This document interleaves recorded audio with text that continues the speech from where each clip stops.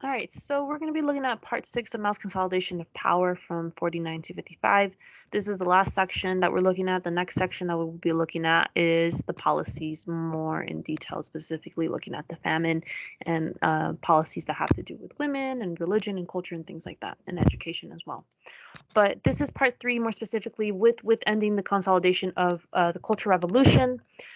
So just kind of remember last lecture we were seeing that the Red Guards were basically taking charge of exposing anybody who was a counter-revolutionary, who was a capitalist. But things were getting a little bit out of hand because the Red Guards were trying to outdo each other. They were that loyal to Mao of like, oh man, like I exposed 3 people today. Well, yeah, guess what? I exposed 4 people, right? And so things were kind of like getting a little bit intense, and so they were sent away. 12 million of them were sent away, and the People's Liberation Army instead was put in charge of kind of exposing and kind of singling out who were the counter-revolutionaries within the party, mainly because they were seen as they're a military force, right? They're an army, they're more disciplined, they follow orders better, and it doesn't become that intense as the Red Guards. The young kids, right? They're young, like teenagers, college kids, and upperclassmen in high school. Their emotions and they're going to get a little bit high. But anyways, yeah, 12 million of those young Red Guards were sent to move towards the countryside because 80% of China's population, there were peasants. So if you're going to claim that you're fighting for China, understand that the majority of the people you're fighting for are peasants, and therefore Mao believed that this was a way to kind of humble them and kind of show them it's like you're living a very privileged life in the fact that you don't have to do this laborious work, and so you're going to go to the countryside and learn how to live like a peasant and learn the hardships that they endure. This wasn't necessarily forced, but because they were, the Red Guards were so loyal to Mao, it's like they were willing to do this, and so they get there and they realize like, dang, like this is hard. So they start to question things a little bit more. Continuing with the purges, though, like I said, the PLA picks up with the Red Guards leave off because they're off doing the peasant work, right? And so they're going out and rooting out counter-revolutionaries, capitalists, anybody that's holding the party back, or anyone that's purposely trying to sabotage it. Mao's wife plays a big role in this and in establishing committees across the country of China to remove any form of capitalism, capitalist thinking, whether it's through media, whether it's through politicians, whether it's through whatever, right? So there's that. Next one. Lin Biao, remember this guy's the right-hand man of Mao at this point. He was the one who wrote the Little Red Book. He was seen as somebody who was very devoted to Mao, but all of a sudden, this guy is seen as a traitor, right?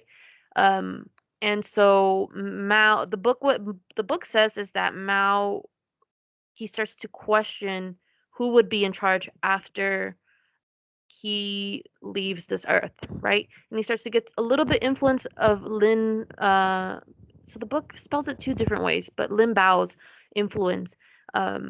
So basically, the thing about the book though is it kind of paints this whole situation as a very irrational. It's like, oh my God, all of a sudden Mao got very paranoid, and he had no really reason to target Lin Biao, but it only gives you one detail about that. Maybe there had been a plot for him, Lin Biao, to remove Mao, but when you actually do a little bit further investigating, there was some reason to believe he was involved in a coup plan to overthrow Mao, okay? And it's called Project 571, and Lin Biao's son actually was one of the main architects of this coup, and so that's why him and his family were targeted, because he was seen as one of the people that was participating. He might have not have planned it, but he was seen as a supporter of that when it was revealed. So if you are somebody who's in charge, if you are a leader, and you find out that the guy that you appointed as your right-hand man, the guy that probably knows as much as you do in terms of the secrets of the movements of what's going on, and you find out that he might have a plot against you or might support the plot against you, how would you react in terms of that, right? And so this guy, Lin Biao, probably knew, hey, they know that I know about the coup and that I'm down with it, or maybe at least supporting it, or not, warning Mao about it. So I'm going to be a target. So he tries to flee, and he does. Unfortunately, when he flees, his plane crashes.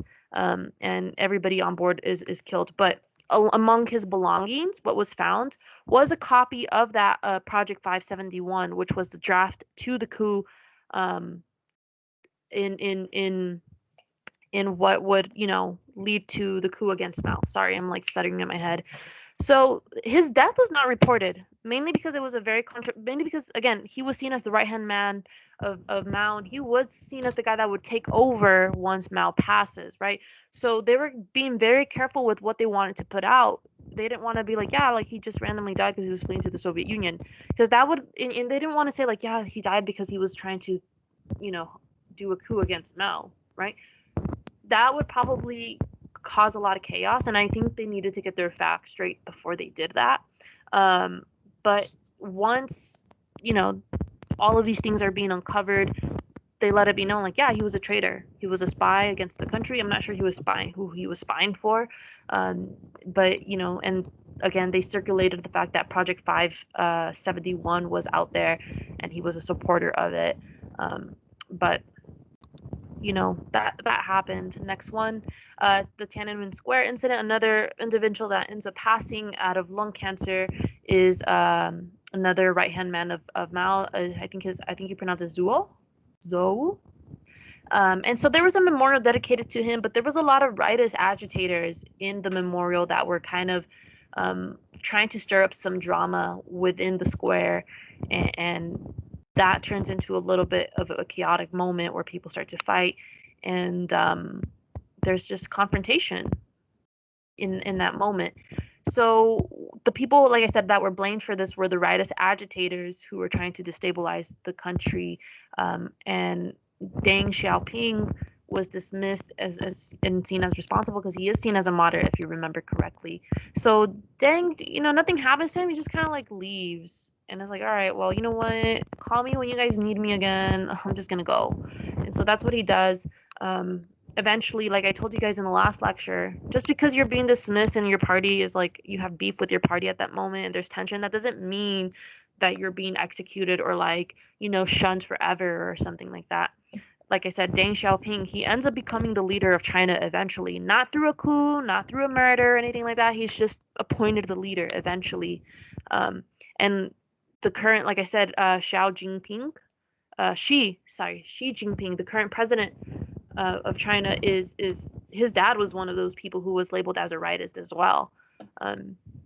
Next one. So this is the last section, Mao's foreign policy. We're looking at the Mao's consolidation of power. So the Bandung Conference 1955 happens. Mao wanted China to be seen as a strong, independent country to reflect that to the world of like, we're no longer under imperialist rule, we're deciding for ourselves. And, they wanted to let that be known, right? And so in April 1955, representatives of 29 countries of Asia, Africa get together in Bandung, Indonesia, to discuss their country's roles during the Cold War, because the Cold War is happening right now, their economic development and decolonization. How do we kick out these European powers in the United States out of our countries who are trying to call all the shots for us, right? So China played a big role in the conference. They appeared as the world leaders of the communist world, and other countries that had not picked a side, were still viewing China as the world leaders, even if they weren't necessarily aligning with them ideologically.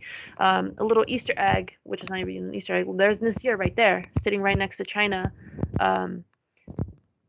So it just kind of shows you there is some coalition happening between the two. Cuba was not a part of this, not yet, because Cuba, the revolution had not happened yet. Cuba is going through their own little chaos at this moment in time. Okay, just to put into that perspective. Next one. So as stated before, when we looked at the Korean War earlier on, played a big role in consolidating Mao's power. Nikita Khrushchev, at the time, remember, he kind of bashed Stalin after his death, and Mao took it personally. And so Mao was like, F you are a low-key capitalist and you're betraying the revolution of the USSR, right? Whether or not that's true, the tensions between the two start to rise as both sides fail to come to an agreement. Additionally, Mao was prepared to go to war with Taiwan to claim back the territory, but the U.S. threatened to intervene. Remember, the old government of China fled to Taiwan and established themselves, and at that point, they were still claiming to be the legitimate government of China and not Mao.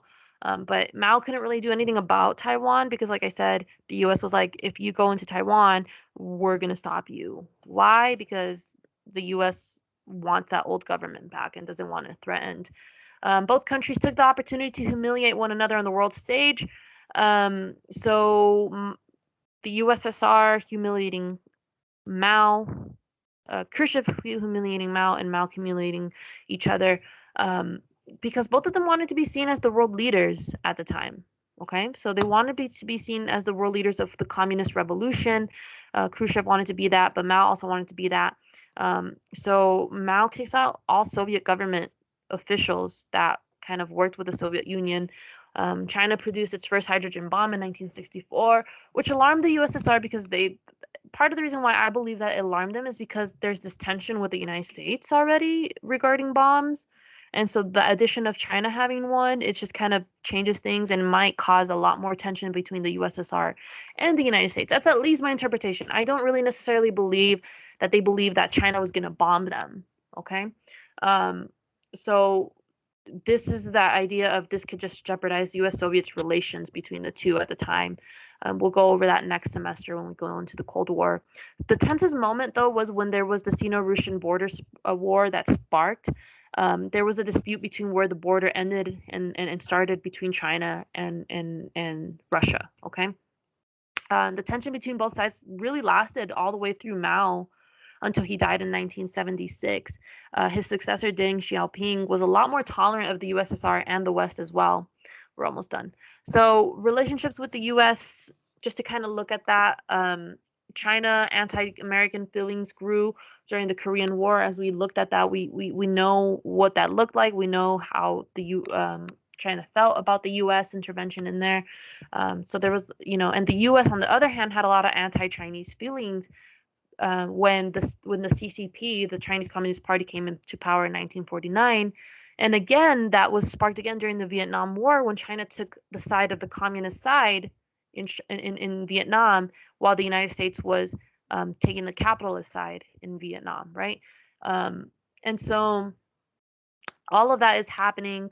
Mao always feared that the U.S. would launch an attack on China, so they had like a lot strong defenses known as the Third Line, where they fortified China above and below ground to withstand any bombing that might have came their way. Mao eventually in 1971 invites the U.S. table tennis team to play in China against the Chinese players. This paved the way for President Richard Nixon to come visit China in 72. And although ideologically both were still very divided and did not really necessarily agree on anything, this is when China starts to not be isolated anymore. They come out of isolation and they start to begin diplomatic relationships with the United States. So additionally, this was a way for Mao to undermine the USSR as a world power of like, haha, see, like I'm doing this right now. Eventually, the United Nations had to accept China's seat on the Security Council and recognize the current government of China as the legitimate rulers of China. And so now China, to this day, still has that veto power to block any resolutions that went against them.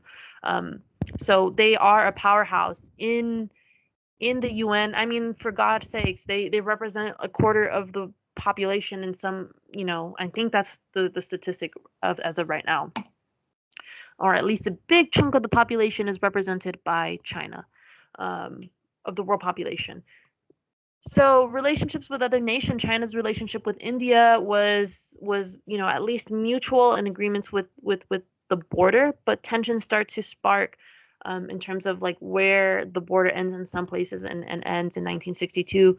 The relationship between the two gets worse when they sided with Pakistan during the 1964 against India. So if you know anything about India and Pakistan, they do not like each other at all. Those governments have a very long, tense history. And so China siding with Pakistan really offended India. The relationship between the two did not stabilize again until Mao died and kicked the bucket in 1976. Other little small details, the West showed little respect to China. They didn't take them seriously. They didn't take them as a powerhouse. The UN criticized Mao for his policies in Tibet. We already know what's going on in Tibet, and the relationships with Taiwan were still hostile to this day. Taiwan still claims to be the rightful representative government of China. Okay, but that's it